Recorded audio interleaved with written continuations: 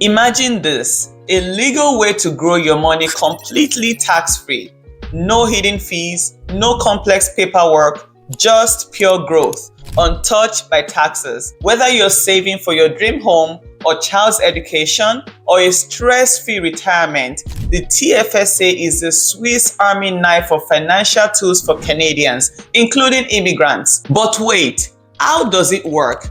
And how can you make the most of it? Stick around because this might just be the most important video you watch today. We'll talk about everything you need to know about the TFSA, who can open an account, contribution limits, withdrawals, strategies to build wealth, and answer frequently asked questions, especially for immigrants to Canada. Let's dive in. Hi guys, my name is Ezekiel. My name is Kike. And we are the Adelayers. Welcome to this channel where we talk about how to win with money. In today's video, we'll be talking about the tax-free savings account. What do we mean when we say tax-free savings account? It is a Canadian investment account introduced in 2009. Despite its name, guys, it's not just for savings. You can hold investments like stocks, ETFs, mutual funds, and many more. What is the beauty of this account? All your earnings inside this account, whether interest, dividend, or capital gains, are completely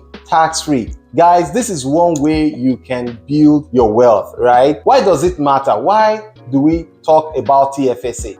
Tax-free growth means you get to keep every penny your money earns, something no other account offers. That is what TFSA offers to you guys. Which is amazing. Like in Canada, you guys know we get taxed a lot. So I think it's a big bonus for every Canadian to open this account and start growing their wealth tax-free. Who can open a TFSA? For you to open a TFSA, you need to meet this criteria. Number one, be 18 years or older. Number two, you need to have a valid social insurance number that we Canadians will call SIN. Absolutely. But this is where it gets tricky for us immigrants, right? So I want you to take note if you're an immigrant in Canada and you're watching this video. So if you're new to Canada, you can start contributing from the year you became a resident, even if you arrived mid-year. However, non-residents face a 1% monthly penalty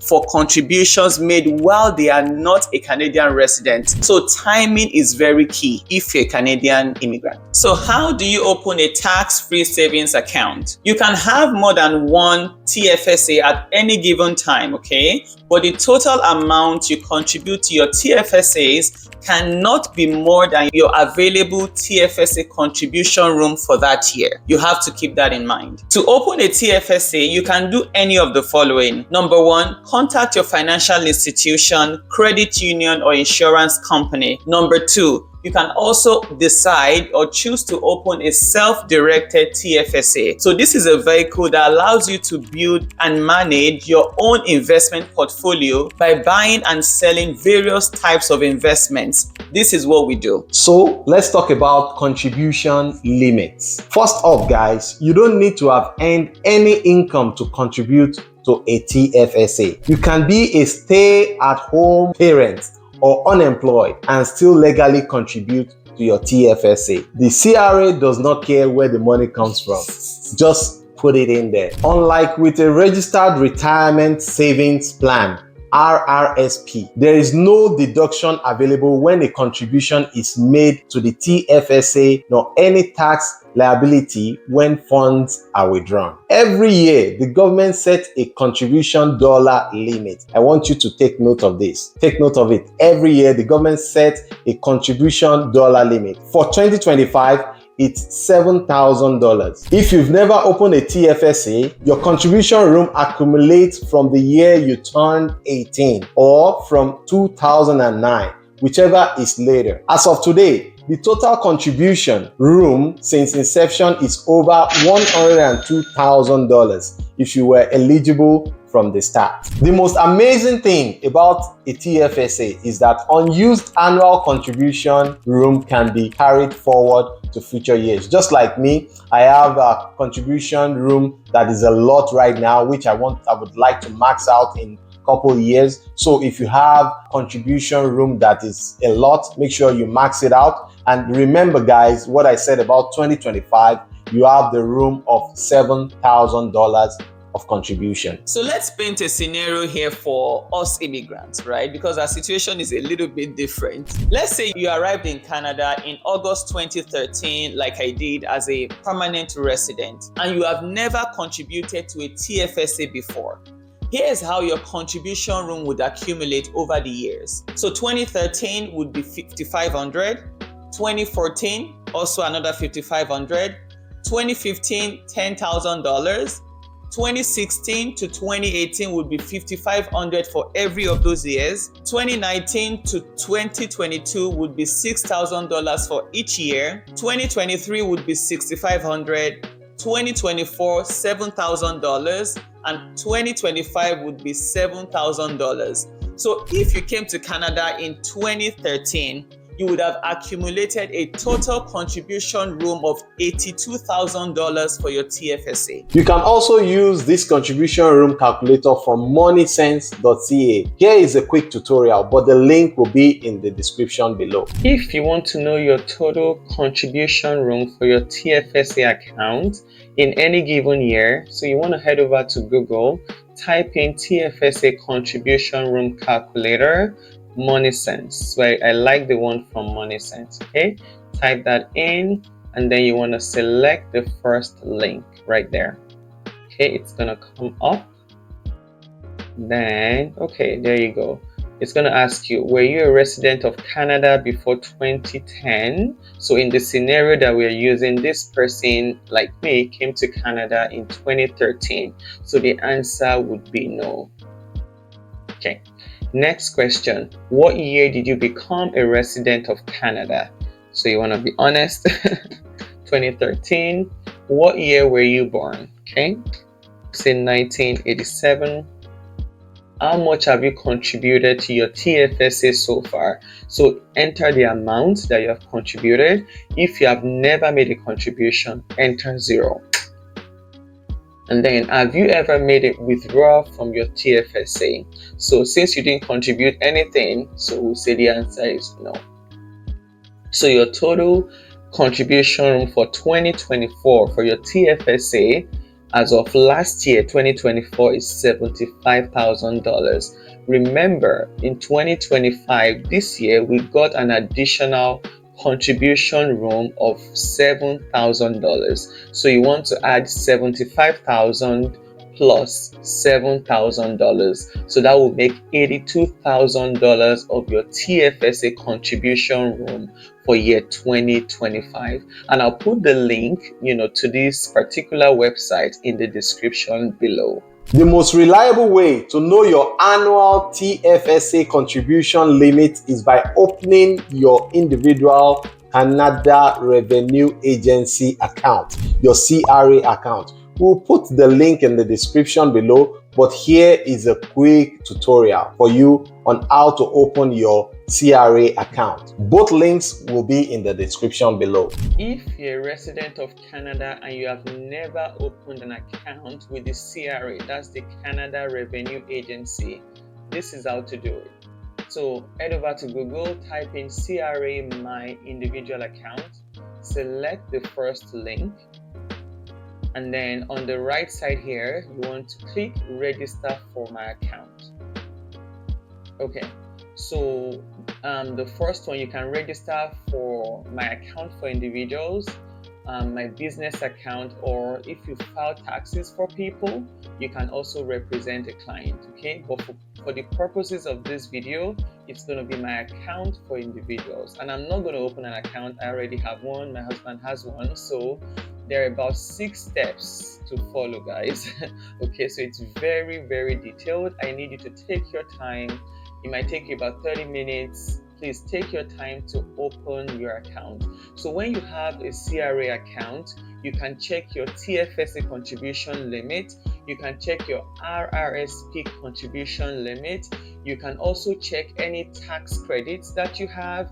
You can monitor any perks that you get from the government, like your child benefits, your disability tax credit, anything that comes from the government, most of the time you can monitor that on the CRA account that you open, right? You can also monitor your tax your tax return, your income tax return. You can monitor the progress. So I think it's very beneficial for every Canadian to open a CRA account if you are very serious about building wealth in 2025. So here's a quick advice for parents of new adults. If you have children who recently turned 18, now is the perfect time to introduce them to the TFSA. Encourage them to open an account immediately. They need to learn the power of compounding. Show them how even small, consistent contributions can grow exponentially over time. Remember, even if they don't max out their contribution each year, the unused contribution room can be carried over to the following year. Your children can start with safe investments until they understand the risk.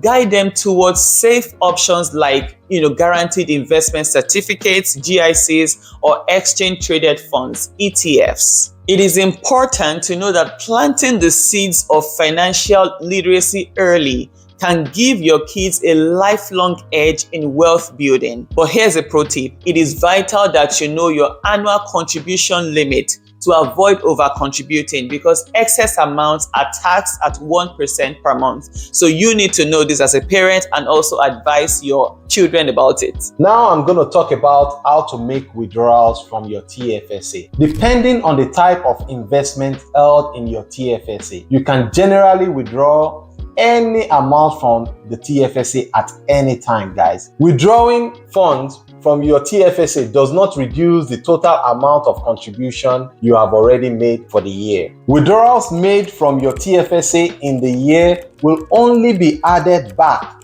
to your TFSA contribution room at the beginning of the following year. I just want you to understand that. It will be added to the contribution room at the beginning of the following year. If you decide to replace or recontribute all or a part of your withdrawals into your TFSA in the same year, you can only do so if you have available TFSA contribution room. If you recontribute but do not have contribution room, you would have over-contributed to your TFSA in the year, making you subject to penalty. And that is not what you don't want to have. Be cautious about that. You need to watch out for that, guys. So let's paint a scenario to drive this home, okay?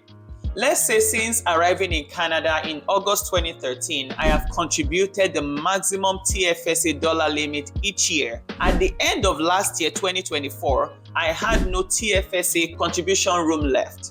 This year, 2025, I make a $7,000 contribution, which is the TFSA dollar limit for this year. Later this year, I withdraw $3,000 for a trip.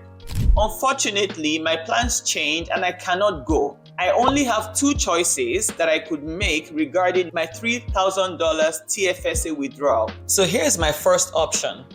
If I wish to recontribute part or all of the $3,000 I withdrew, I will have to wait until the beginning of 2026 to do so. The $3,000 will be added to my TFSA contribution room at the beginning of next year. Here's my second option. If I recontribute any of the withdrawn amount before 2026, I will have an excess amount in my TFSA and I'll be charged a 1% interest per month for each month that the excess stays in my account. More like a 1% penalty, okay? And I don't want to be in that position. So here's a pro tip. Take this from us, guys.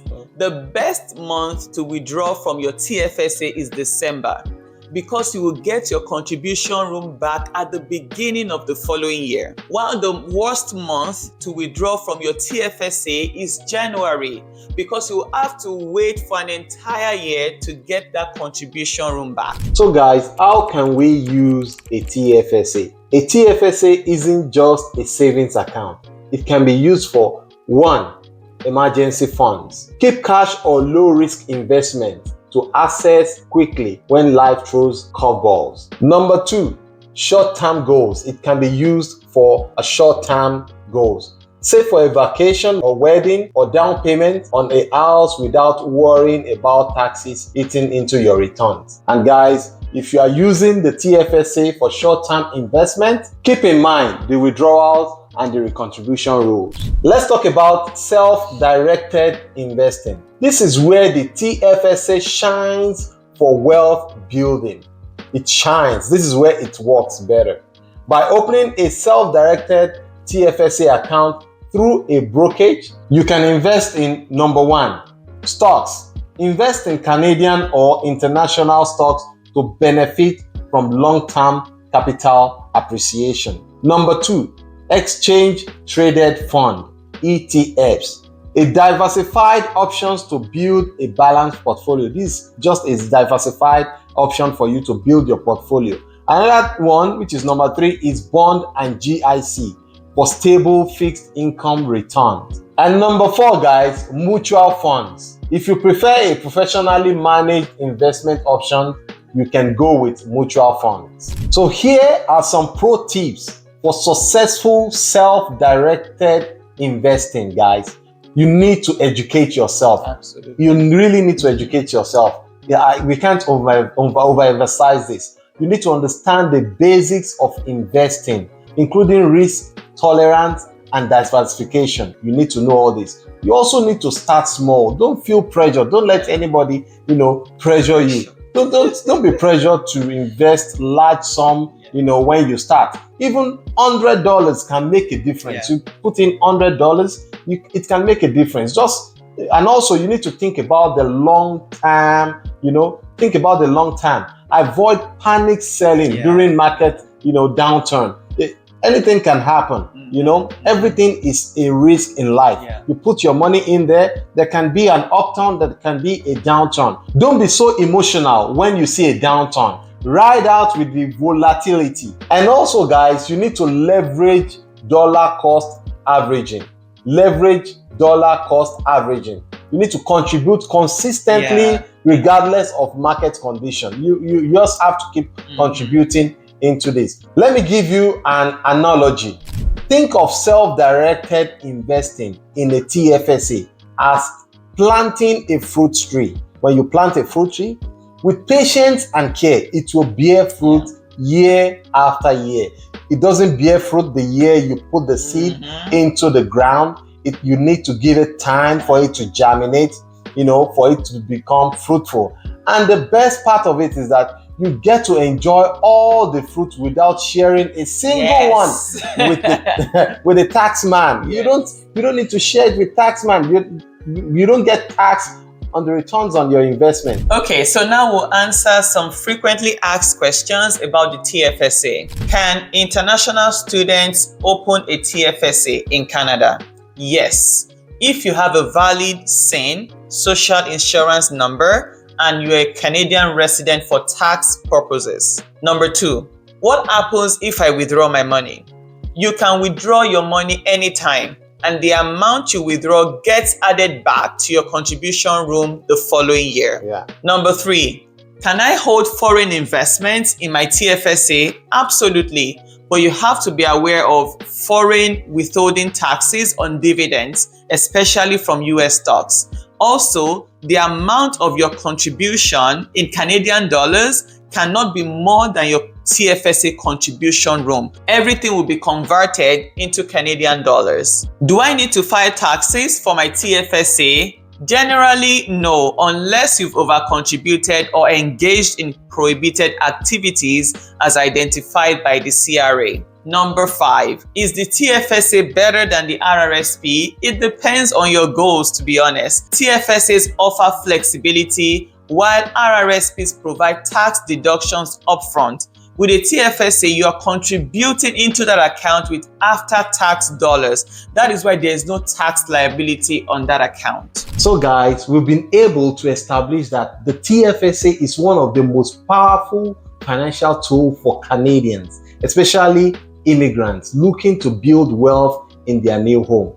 So don't wait. Start investing today. Open a TFSA. Start contributing. and let compounding growth do its magic. If you found this video helpful, I can guarantee that you'll like this next video where we talked about 3 Canadian stocks that you can invest in right now in 2025 to start earning passive income in your TFSA portfolio. Check this out.